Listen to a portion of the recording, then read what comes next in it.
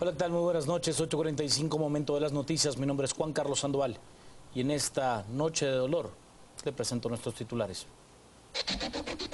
Salud Siempre, el único seguro que cuida de tu familia en todo momento, desde 400 quetzales mensuales, presenta los titulares. 25 heridos y un fallecido es el saldo de un ataque armado con granada y armas de grueso calibre en el San Juan de Dios. Ministro de Gobernación anuncia que se revisarán los protocolos de seguridad para el traslado de presos a hospitales públicos. Matan a los corresponsales de Prensa Libre y Radio Nuevo Mundo en Suchitepeques. 2 individuos les disparan frente a Gobernación Departamental. Presidente Otto Pérez Molina da a conocer primeras medidas del Ejecutivo para contención del gasto.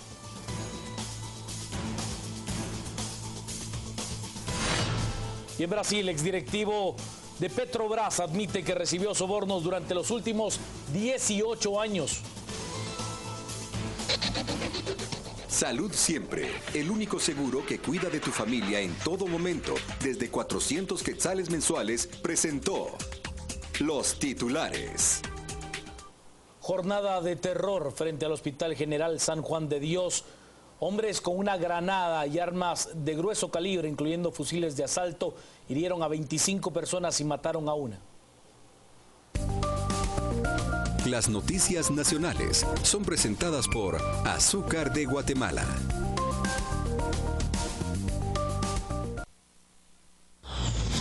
Balazos y una explosión. Fue como que se hubieran tirado una granada. Yo estaba comprando, mi esposo estaba aquí con mis bebés y solo escuchamos y él los tiró al suelo. Terror en las afueras del Hospital San Juan de Dios. Asesinos lanzaron una granada y dispararon con armas de grueso calibre contra un camión del sistema penitenciario. El resultado preliminar: 25 heridos, una persona fallecida y otra con muerte cerebral. Eran casi las 9 de la mañana. Cientos de personas hacían fila en el centro hospitalario para ser atendidas. En las afueras, los vendedores trabajaban. Familiares de pacientes esperaban en la calle. De repente, según versiones, 3 individuos en un automóvil lanzaron una granada y con armas de 3 calibres diferentes dispararon a mansalva.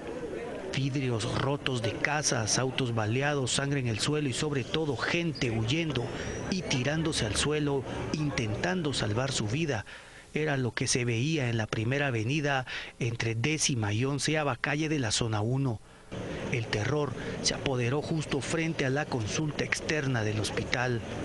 De los 25 heridos, 6 están graves y una señora que vendía atol no pudo resguardarse y cayó muerta. Paradójicamente, el reo, a quien se supone iba dirigido el ataque también, junto al sistema penitenciario, está sano y salvo. Los médicos atendían a todos, desde heridos de bala, heridos por esquirlas, hasta crisis nerviosa. Entre los atendidos están 3 enfermeras y 2 agentes del sistema penitenciario.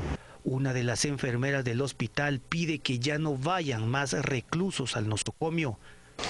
Nosotros lo que estamos pidiendo al Ministerio de Gobernación y a todos los que son personas, por ejemplo, del Ministerio de Salud, que se pongan la mano en la conciencia, que nosotros aquí estamos para servir, es cierto, al pueblo, pero no tampoco a estas personas que son tan peligrosas. Tienen el ejército, el hospital del ejército, tienen de la policía. ¿Por qué no van ahí? ¿Por qué se traen aquí a esas personas que realmente nosotros necesitamos trabajar, es cierto, pero tampoco exponernos la vida de esa manera? Otra testigo pide que no mueran inocentes por condenados. Le pedimos a las autoridades hoy que por favor tomen en cuenta esto, porque no puede seguir muriendo gente inocente por unos vándalos, pues. O sea, yo sé que todos tenemos derecho a la salud, pero realmente tienen que hacer un hospital específico para este tipo de personas. ¿Qué vieron, señor? ¿Qué escucharon? Mire, yo estaba adentro, yo escuché un bombazo, compañeras están con los nervios de punta, porque realmente ellas queriendo salvar la vida y que una bala perdida las mate ahí, como que no, ¿verdad?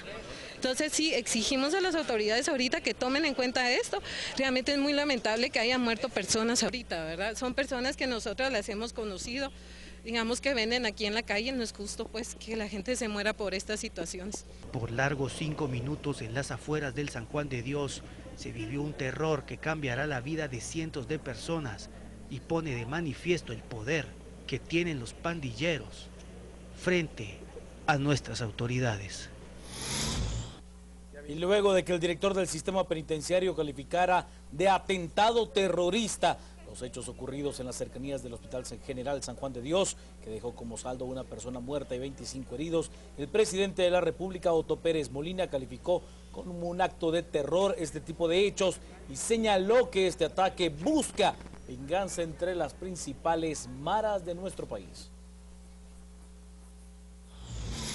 Es que terror es cualquier hecho que le cause terror a la gente, y obviamente que usted tire indiscriminadamente 2 o 3 granadas en donde sabe que va a afectar a mucha gente que no sabe ni a quién es, porque aparte es cuando usted sabe quién es el que va a salir afectado, pero aquí no sabían ni siquiera quién es. Entonces, como uno de los hechos, pues, depende de la interpretación que se le dé. Cuando va y se coloca una granada y usted no sabe a quiénes va a afectar, o se coloca una bomba y no sabe quiénes son los que van a afectar finalmente. Así que esto es un hecho que lo que busca es la venganza entre esos dos grupos, y entre un grupo y el otro lo que buscan es buscar el terror al otro grupo para que no siga haciendo las cosas que están haciendo. Pero estamos muy claros que es un pleito entre las maras. Por su parte, el ministro de Gobernación anunció que se revisarán los protocolos de seguridad en cuanto al traslado de reos a hospitales nacionales. El ministro de Gobernación, Mauricio López Bonilla, dio a conocer que se estarán revisando los protocolos de seguridad para el traslado de reos hacia los hospitales. Esto luego del ataque al privado de libertad Marlon Alexander Ochoa, quien dejó como saldo a una persona fallecida y 25 heridas durante su traslado. Esta situación nos tendrá que ayudar a revisar un poco los protocolos con los cuales estamos haciendo el traslado, y sobre todo cuando se mueve a reos con un perfil que merece una atención muy especial, como en este caso, ¿verdad? No obstante, López Bonilla señaló que los traslados de los reos a los hospitales nacionales no se pueden evitar. Los traslados de reos a audiencias y traslados de reos a los hospitales o a centros para hacer exámenes, esos no podemos suspenderlos porque son órdenes de juez, ¿verdad? Tener enfermerías bien dotadas con un médico permanente que pueda hacer las evaluaciones iniciales en cada uno de los centros y ver si amerita o no el movimiento de una persona para que sea examinado a profundidad, ¿verdad? Esto nos ayudaría a atenuar. De igual manera, trabajando como parte de la misma política con la Cámara Penal, todo lo que va a ser el tema de evitar los traslados de los reos que no vayan en un orden de prioridad, desarrollar los centros de ejecución en donde van a haber salas virtuales. Por su parte, el viceministro de Gobernación, Edi Juárez, informó que se tomaron las medidas de seguridad necesarias para resguardar la vida del privado de libertad Marlon Alexander Ochoa, alias El Bloqui, hermano de un líder de la Mara 18, apodado El Lobo, quien fue trasladado hacia el Hospital General San Juan de Dios por problemas de salud. Pero estas medidas no aplican para la población, que al parecer está indefensa ante estos hechos. La realidad es que están reforzados todas las medidas de seguridad, pero ante un ataque de estos de sorpresa, donde solo pasan haciendo los disparos y lanzando unas granadas, el sistema funcionó para proteger al privado de libertad. Lamentablemente, la inconsciencia de estos de hacer este ataque, donde hay tantas personas en ese momento, es lo que nos está afectando. Pero nosotros sí tenemos la capacidad de evitar que se lleven o que atenten contra los privados de libertad. Las noticias nacionales fueron presentadas por Azúcar de Guatemala. Pausa, regresamos con más noticias. Quédese con nosotros a las 8:45.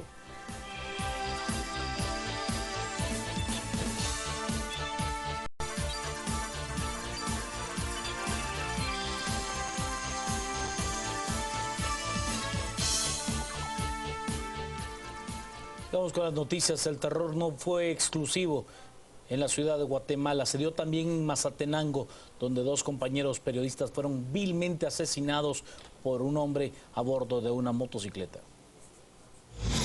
El corresponsal de Prensa Libre en Suchitepeques, Mazatenango, Danilo López, fue asesinado a balazos frente a Gobernación Departamental. El periodista realizaba su labor cuando dos individuos en motocicleta le dispararon. López falleció en el lugar. El director general de Prensa Libre, Miguel Ángel Cetina, afirma que es un día aciago para el medio de comunicación. Estamos turbados, muy impresionados, acongojados. Es un día muy triste en Prensa Libre. Hoy nos sorprendió esta noticia que nos golpea terriblemente en el ánimo de toda la redacción, porque Danilo López era una persona muy apreciada en Prensa Libre, no solo por su calidad humana, sino por sus calidades profesionales, que eran excelentes. Era un periodista íntegro, ético, comprometido con el ejercicio de la libertad de expresión. El trabajo periodístico de Danilo López lo llevó a recibir amenazas de exalcaldes y de jefes municipales actuales. El corresponsal, incluso el día de su muerte, se imaginaba que algo iba a pasar. En el año 2011 recibió amenazas de muerte del alcalde de Mazatenango de aquel entonces, y tengo entendido de que también nos había denunciado de que de parte del actual alcalde de Mazatenango había recibido algún tipo de conminación para que cesara publicaciones que el alcalde consideraba que afectaban su administración. En el año 2013 también recibió una amenaza del alcalde de San Lorenzo, Suchitepeques, que él también nos hizo llegar, y últimamente tengo entendido que se sentía agobiado, intimidado. Me llegó información de que casualmente esta mañana se había comunicado con un fiscal del Ministerio Público para comentarle que él veía un entorno de temor e incertidumbre en torno de su persona y de su ejercicio periodístico. Estas muertes vienen a enlutar al periodismo nacional. Los comunicadores deben realizar su trabajo en medio de las amenazas del narcotráfico, las pandillas y de los intereses políticos mal encaminados. Pero el corresponsal de Prensa Libre no fue el único. Es que el Observatorio de Periodistas de la agencia Serigua condenó el asesinato de los periodistas Danilo López y Federico Salazar y exige al gobierno el pronto esclarecimiento de estos hechos de violencia. En tanto, la Procuraduría de los Derechos Humanos, la Oficina del Alto Comisionado de Naciones Unidas para los Derechos Humanos en Guatemala y la UNESCO condenaron enérgicamente los hechos violentos ocurridos frente al Hospital General San Juan de Dios en la ciudad capital y repudiaron el ataque armado que causó la muerte de los periodistas. Por su parte, el director de Radio Nuevo Mundo, Mario Robledo, exigió justicia en el caso de su corresponsal. Creo que nuestro sentir es de repudio, de indignación, de solicitarle a las autoridades que actúen en lo que les corresponde hacer, de investigar, dar con los responsables y llevarlos hasta a la justicia, que se aplique la ley. Y lamentable porque pierden la vida dos guatemaltecos, que aparte de ser periodistas pues son guatemaltecos. Y eso nos compete a todos como guatemaltecos. En otro orden de ideas, el presidente Otto Pérez Molina anunció las primeras medidas de austeridad que tomará su gobierno de cara a la brecha fiscal que existe ante la no aplicación del impuesto a las telefonías. El presidente de la República, Otto Pérez Molina, dio a conocer algunas de las medidas que tomará el Ejecutivo para contener el gasto público y ahorrar dinero. Con estas medidas, el Ejecutivo pretende suplantar los recursos que dejó de percibir por la suspensión del impuesto a la telefonía. Tuve la oportunidad de juntarme con el ministro de Finanzas, también con el superintendente de Administración Tributaria, y estamos viendo qué medidas son las más adecuadas para lograr la contención del gasto y que tengamos los recursos necesarios para terminar el año como debe de ser. Porque aquí tenemos algo que tiene que ver con viajes al exterior, tiene que ver con viáticos también, tiene que ver con asuntos de protocolo, con combustibles, con uso de vehículos, con uso de teléfonos, y hay otras medidas que ellos están sugiriendo, pero esto lo que necesito saber yo es a cuánto puede ascender también la cantidad de recursos que con esas medidas se pueden hacer un ahorro, ojalá significativo. Pero de todas maneras, no importa de cuánto sea el ahorro, esas medidas las vamos a tomar. El déficit fiscal de los últimos 2 meses fue de 118 millones de quetzales, entre ellos 59 millones que se esperaban se recaudaran del impuesto a las telefonías. Un acto de primer nivel se está llevando a cabo en nuestro país. Me refiero a la presentación del Ballet Clásico de Rusia con la presentación de Romeo y Julieta.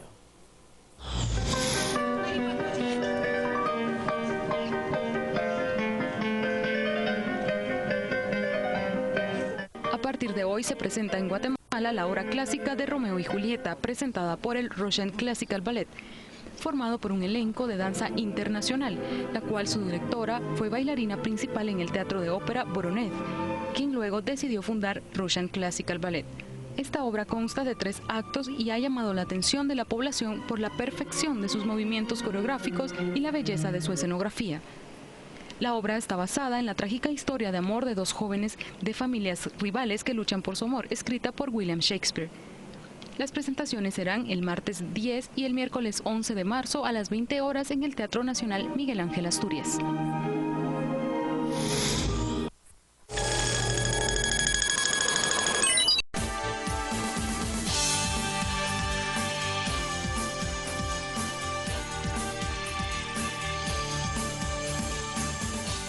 ¿Qué tal, amigos televidentes? Buenas noches en este día triste para todos los ciudadanos.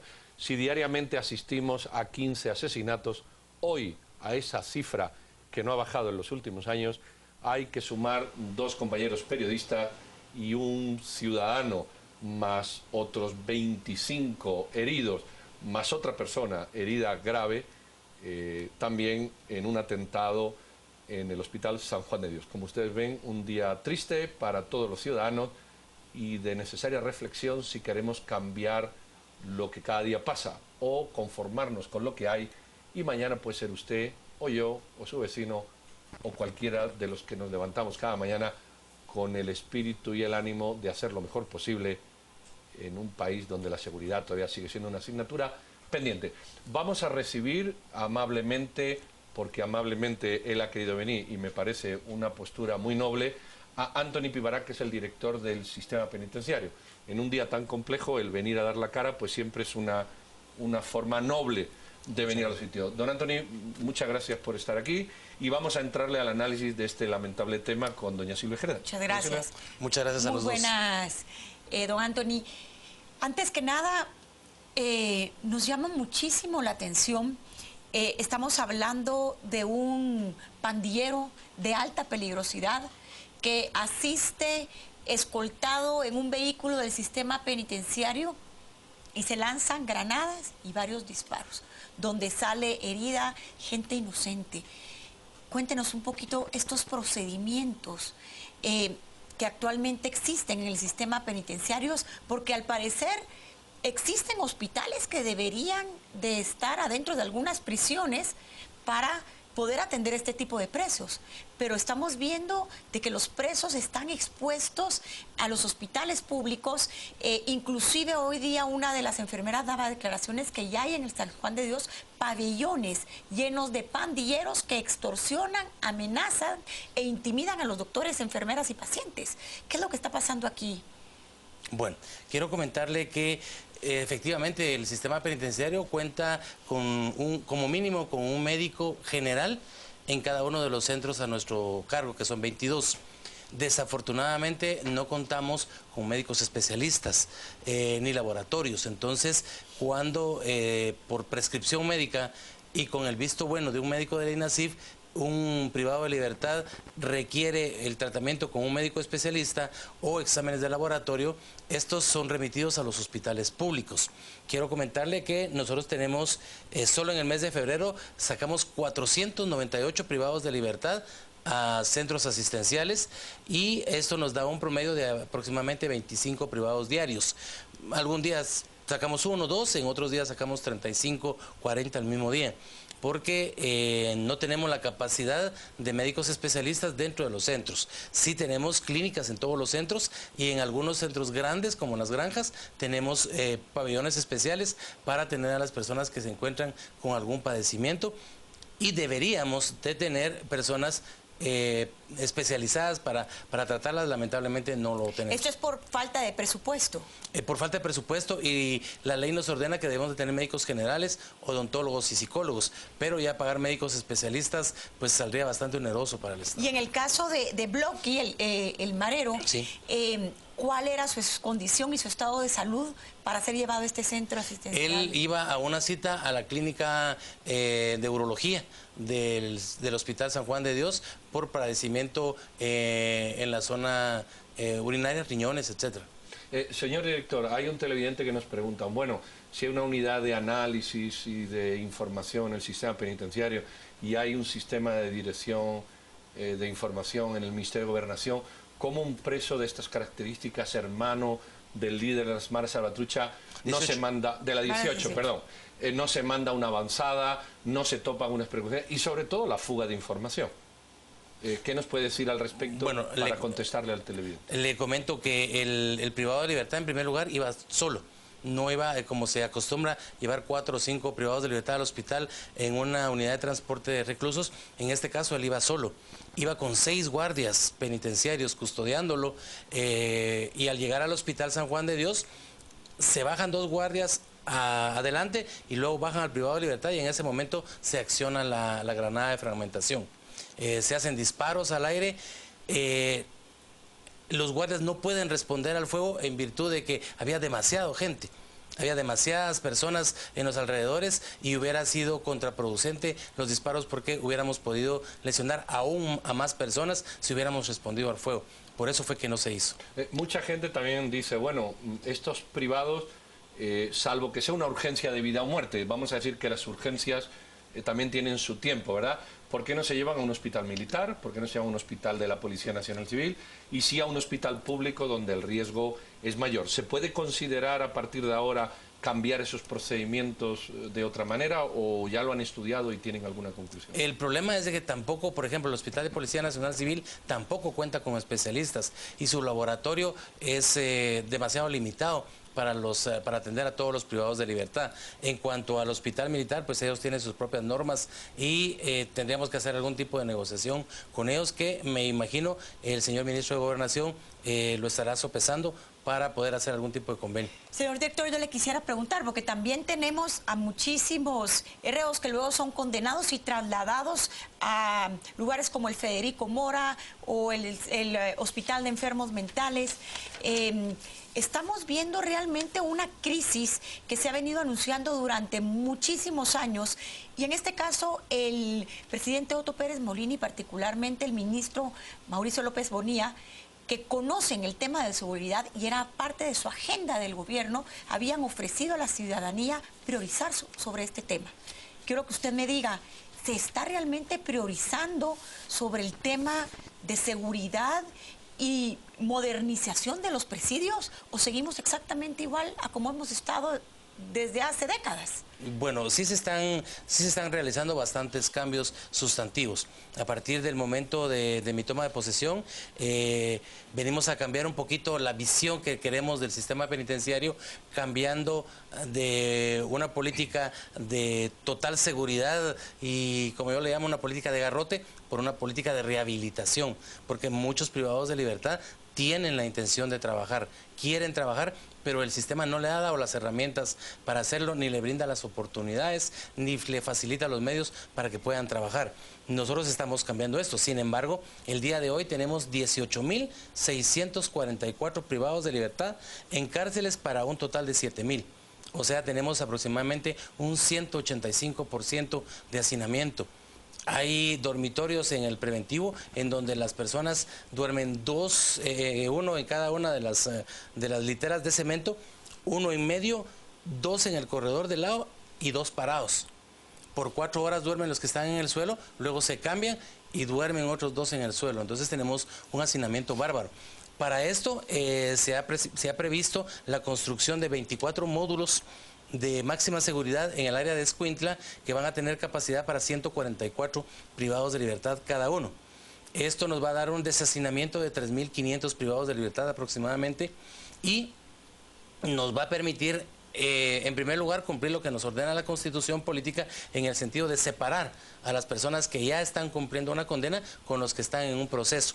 Y los perfiles criminológicos que pretendemos se instalen en estos módulos son los de más alta peligrosidad. Y estos módulos están constituidos por tecnología digital, en donde no va a haber máxima relación entre los mismos privados de libertad y mucho menos con los guardias. Esto nos va a permitir... ¿Y para cuándo tienen previsto este Si Dios nos presta la vida, estamos inaugurando a finales de noviembre. Señor director, al final con este preso, ¿qué pasó? Porque era un preso que iba urgente a una consulta, que seguramente no lo atendieron. No, ya no, por supuesto. ¿Lo tuvieron que regresar? Inmediatamente. Y la pregunta es, ¿qué tan urgente era la consulta que sin haber ido a la consulta sigue vivo? ¿Realmente era una urgencia o hay en el sistema penitenciario una complicidad de gente que saca información, que genera este tipo de cuestiones sobre las tomas de decisiones? ¿Cuál sería su evaluación? Bueno, quiero aclararle que no era una urgencia, era una cita ya programada por el mismo médico tratante en el hospital. El médico le da una, como a cualquiera de nosotros cuando vamos con un médico, nos dejan una cita para una próxima fecha. Esa cita era a la que él estaba acudiendo. Esa cita ya estaba autorizada por el señor juez contralor, y por eso, en cumplimiento a esa orden, se le trasladó. Pero no era una urgencia, era una cita normal, digamos, de seguimiento de la enfermedad. Licenciado, uno de los televidentes nos dice: tragedia anunciada, ya que los trasladan en horas picos.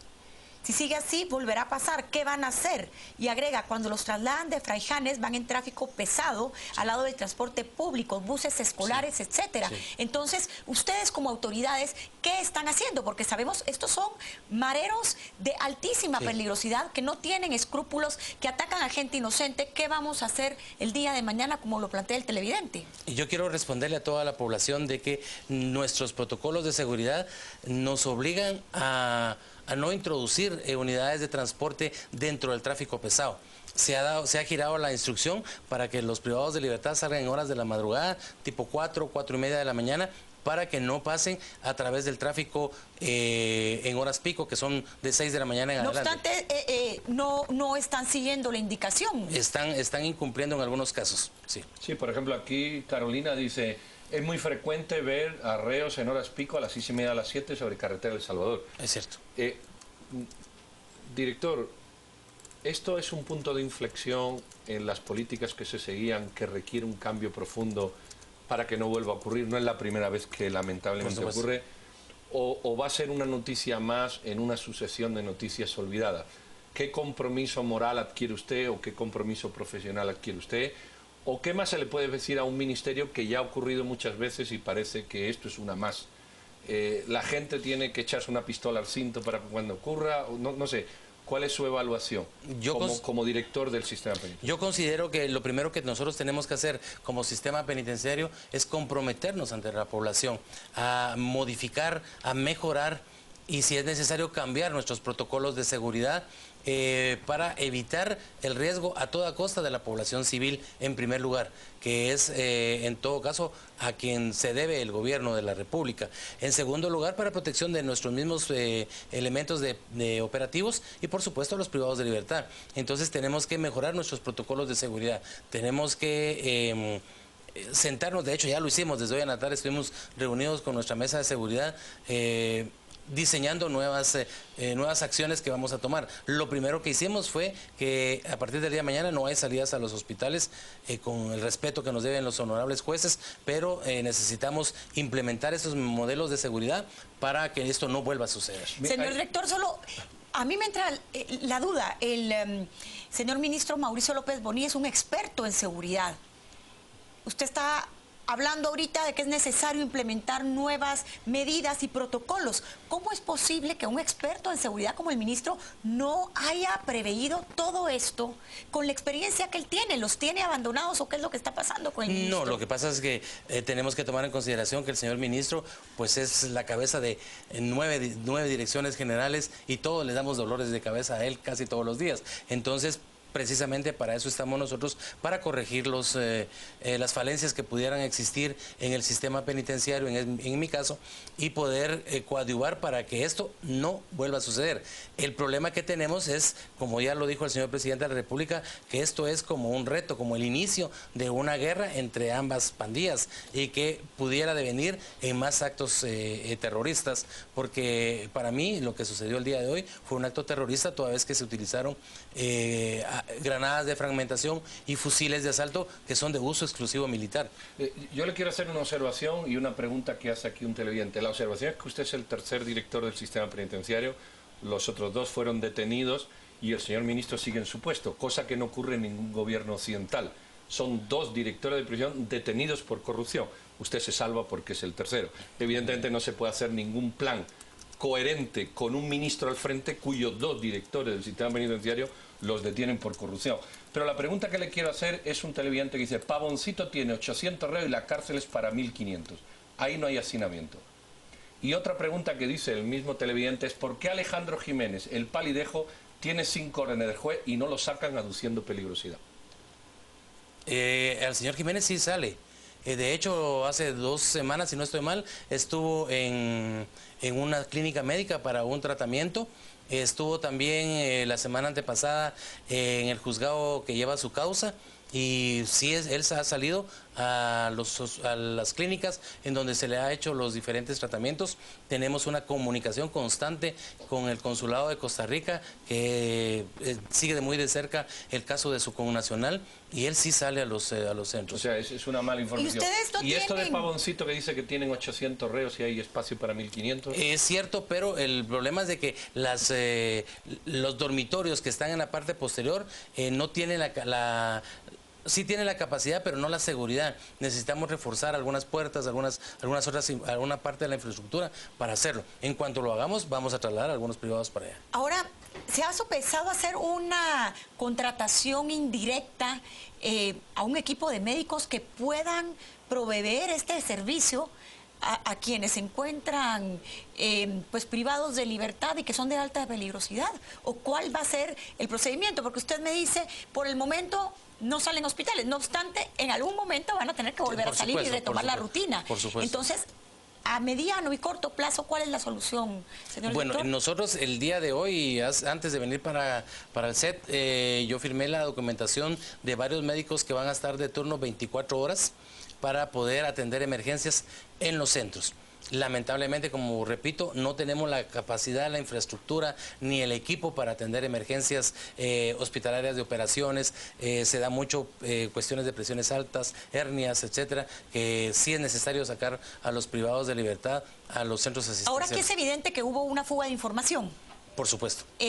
¿Cómo van a hacer para establecer quiénes son los responsables de esta fuga de información? Bueno, yo le comentaba a los respetables periodistas hoy en la mañana que es los entes investigadores lo tendrán que hacer, pero esta cita estaba dada aproximadamente hace un mes por la misma clínica, el mismo médico que está tratando al paciente. Eso pasa a un control del mismo hospital para saber quiénes van a llegar, quién lleva el expediente, quién retorna el expediente a la clínica. Está también la información en el organismo judicial, en el juzgado al cual se le solicita que autorice la salida del privado de libertad. Estamos nosotros en el sistema penitenciario, o sea, la información sí es manejada por muchísimas personas. No digo que sea imposible determinar en dónde se fugó la información, pero sí es mucha la información, es muchas las personas que manejan esta información. Don Anthony Vivaral, director del sistema penitenciario, muchísimas gracias por venir, porque yo sé que hoy en día es difícil, todo el mundo tiene las miras sobre usted, todo el mundo de alguna manera quiere que usted les dé explicaciones o lo culpa, pero creo que era un momento para hacer un análisis lo más sosegado y duro posible, y usted ha estado a la altura de las circunstancias. Así que muchísimas gracias. A ustedes, muchísimas gracias. Muchas gracias. Creo que hoy ha sido de los días que más Twitter hemos tenido. Nuestro compañero Juan Carlos Alobar va a intentar hacer un resumen de lo más importante. Juan Carlos. Así es, doctor Trujillo, buenas noches. Vámonos a Twitter, tenemos una serie de mensajes que nos dicen: Carlos del Cid, ¿qué privilegio tienen estos delincuentes para que los lleven al hospital militar? ¿Y a los ciudadanos qué? Es la pregunta que él nos hace. Ana Cecilia Escobar, urgen medidas sensatas para el traslado de reos. La semana pasada estuve a punto de tener un accidente en horas pico en el Boulevard Vista Hermosa, es lo que nos dice Ana Cecilia. Mario, ¿sabías que al inicio de este gobierno Ok, nos dice también se necesita la pena de muerte para los no rehabilitables, es lo que nos dice Lu. Y Quique nos plantea, si se aplicara la pena de muerte a estos delincuentes, esto no sucedería.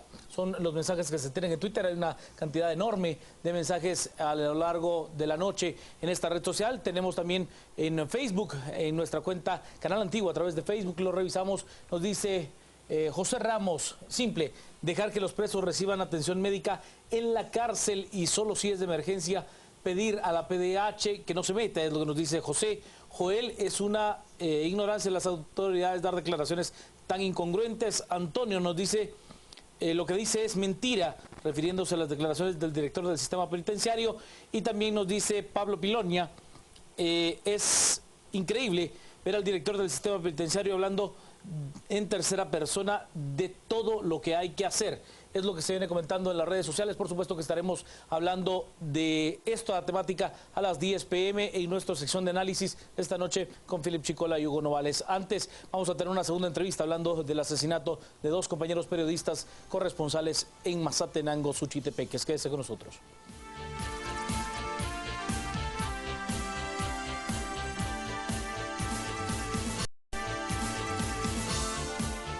Además del ataque que se ha venido a denominar por muchos sectores, incluido el director del sistema penitenciario, una agresión o un ataque terrorista en el Hospital de San Juan de Dios que dejó a 27 personas, una fallecida, otra con graves daños o severos ya y 25 heridos, esta mañana también fueron asesinados dos compañeros periodistas. El primero, don Danilo López, corresponsal de Prensa Libre en Mazatenango, y el segundo, don Federico Salazar, de Radio Nuevo Mundo. Ambos habían denunciado amenazas por parte de autoridades locales en algún momento. Ambos fueron baleados prácticamente en el mismo lugar. Las agresiones a periodistas, las amenazas de las autoridades políticas y el poco ejercicio de la función política también de preservar la vida en general y de forma particular la vida de los periodistas. Tenemos a dos periodistas, dos profesionales de tiempo, y no por los años, sino por la intensidad. Ileana Lamilla, directora de Serigua. Ileana, buenas noches. Te veo mala cara. Pues estamos de luto. Estamos de luto. Tragedia sobre tragedia. Yo que te conozco, se te nota en la cara una expresión de rechazo contundente. Y don Rolando Archila, que es vicepresidente de la Cámara Guatemalteca de Periodismo. Rolando, buenas noches. Gracias. Mejor que preguntarte, te dejo decir brevemente lo que quieres expresar. Ileana. Bueno, en primer lugar, solidaridad para esas familias, ¿verdad? Es un hecho irreversible. Nosotros ya no queremos que nos estén dando los pésames. Urgen medidas efectivas, urge que se apliquen los protocolos. Hay una cantidad de instrumentos que el gobierno, yo no entiendo por qué no actúa. Es realmente muy lamentable, ¿verdad? Y el otro aspecto, Pedro, Silvia, ingeniero, es que ya sabemos quiénes son los que acosan, quiénes son los que amenazan, quiénes son los que intimidan. La prensa está en un escenario en donde está siendo objeto de agresiones por una cantidad de actores, desde funcionarios, agentes vinculados al Estado, estudiantes, pobladores, en fin, estamos en una situación verdaderamente difícil para un ejercicio como este, una de las profesiones peligrosas para ejercer en un país altamente violento, el sexto más violento del mundo, y entonces yo creo que ya pues el gobierno, aunque sea en este pedacito que le queda, debería de tomar las acciones. Hay un protocolo ahí que el ministro de Gobernación autorizó, firmó para la implementación de medidas de seguridad inmediatas. ¿Por qué no se toman? ¿Por qué tanta pasividad? ¿Verdad? Yo sí reconozco que desde la Fiscalía Especial de Delitos contra Periodistas están haciendo grandes esfuerzos. Ahí están ahorita en Suchitepeques, ahí están los investigadores. Probablemente este caso, y ojalá, ¿verdad?, avance, porque es indispensable que se rompa la impunidad. Y hay indicios, ¿verdad? Hay indicios por las amenazas que tú mencionabas. ¿Quiénes podrían ser los responsables? ¿Quiénes podrían ser, Ileana, en este caso? Bueno, el corresponsal de Prensa Libre había presentado denuncias en contra de un alcalde de San José, de San Lorenzo, Suchitepeques, y miren, todo viene a resultar por lo mismo, ¿no? Por temas de corrupción, por aspectos de obras no realizadas, porque uno informa lo que uno tiene que informar a la población, las autoridades se molestan. Yo no estoy señalando que venga de él directamente, ¿verdad? Pero sí lo amenazó. Y hay una denuncia en el Ministerio Público sobre las amenazas que recibió. Rolando, sin libertad de expresión no hay libertad. La posición de la Cámara de Periodismo y la de ti mismo como vicepresidente de la Cámara y periodista, además de lo que ya Ileana ha manifestado, si se puede decir algo más. Mira, yo creo que aquí hay un par de conceptos claves adicionales a los que ha mencionado Ileana que quisiera expresar. Lo primero es enfatizar en la necesidad de que esto no vaya a quedar impune. Es necesario que las autoridades investiguen esto a profundidad, y cuando hablo de las autoridades no solo involucro a las autoridades de gobierno, las autoridades judiciales, del Ministerio Público deben de actuar de forma decidida. Creo que el otro pensamiento, y es más importante que el primero, es los periodistas juegan un papel fundamental en el desarrollo de las sociedades verdaderamente libres. Estos ataques a periodistas no solo vulneran a esas familias, no solo vulneran a los medios, vulneran a la sociedad misma.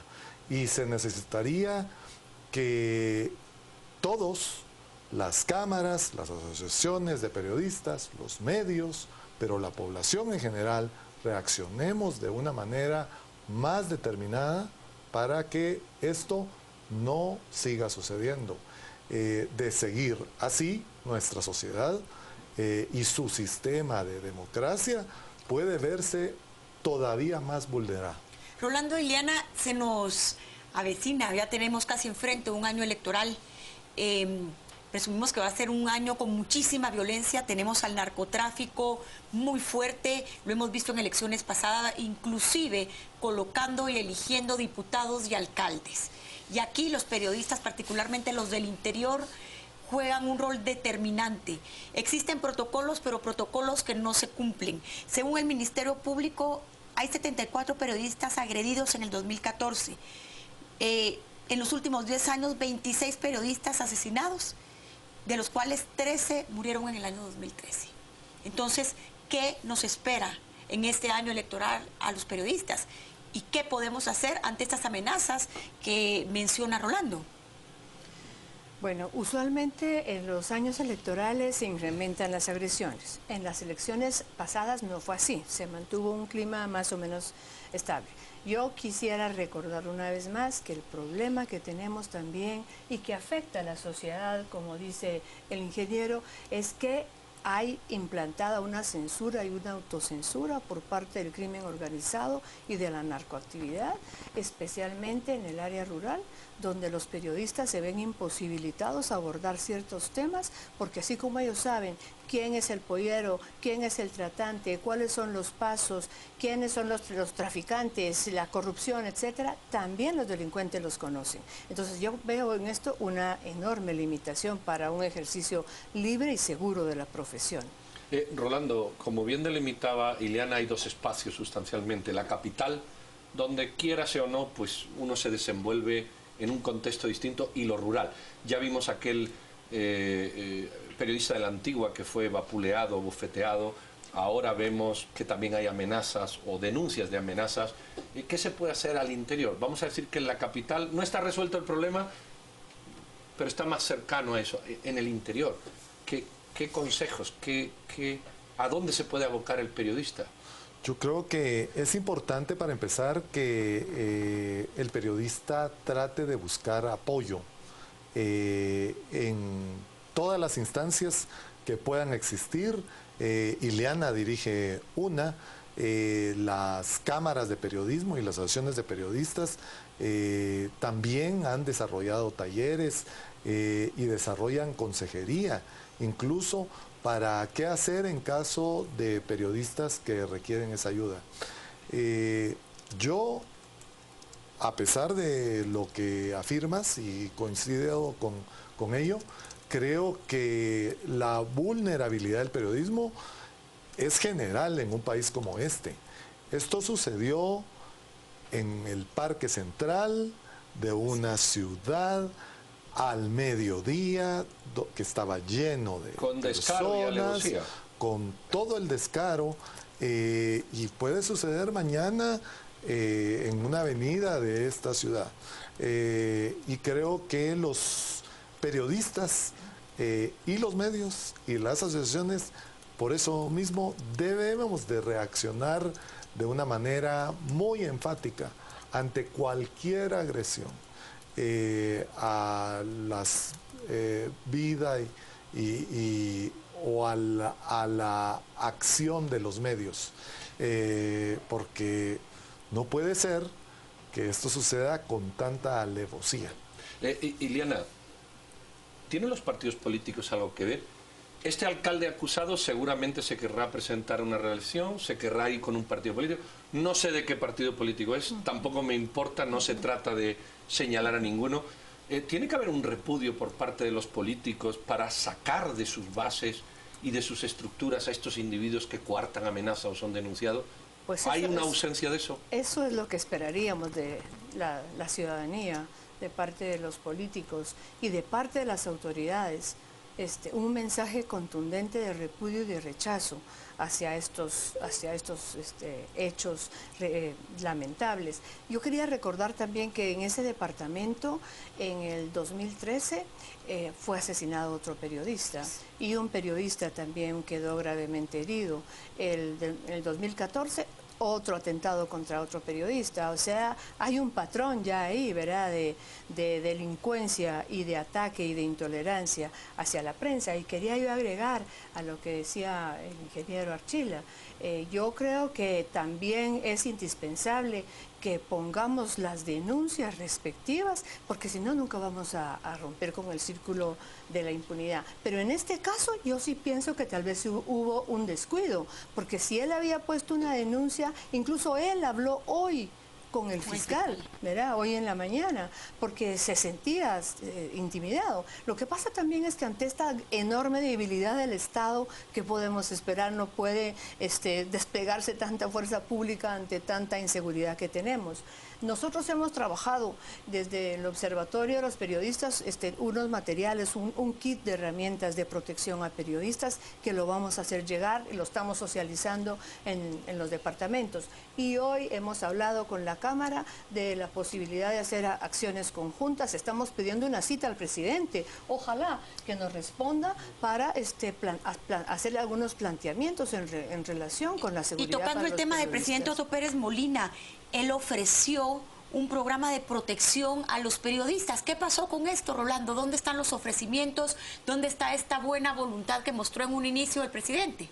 Pues lamentablemente no se han concretado la mayoría de esos ofrecimientos y pues hoy vemos con tristeza las consecuencias de que no se han cumplido. Es lo que está pasando. Voy a leer textualmente un compañero que dice: los medios, los dueños de los medios no nos apoyan a los periodistas. Tú tienes medios. ¿Es eso cierto? ¿Qué se hace desde el medio?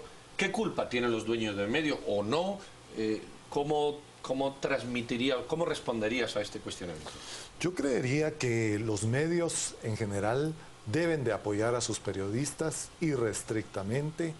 Desde los medios que yo dirijo siempre y de los que participo, siempre lo hemos hecho así. Es constitucional de los medios, además, brindar apoyo a los periodistas con seguros, que en una situación como esta, pues le respondan a la familia. Pero, pues hay que entender la situación tal como es. Los medios no tenemos la capacidad de brindarle seguridad absoluta a los periodistas. Es una limitación.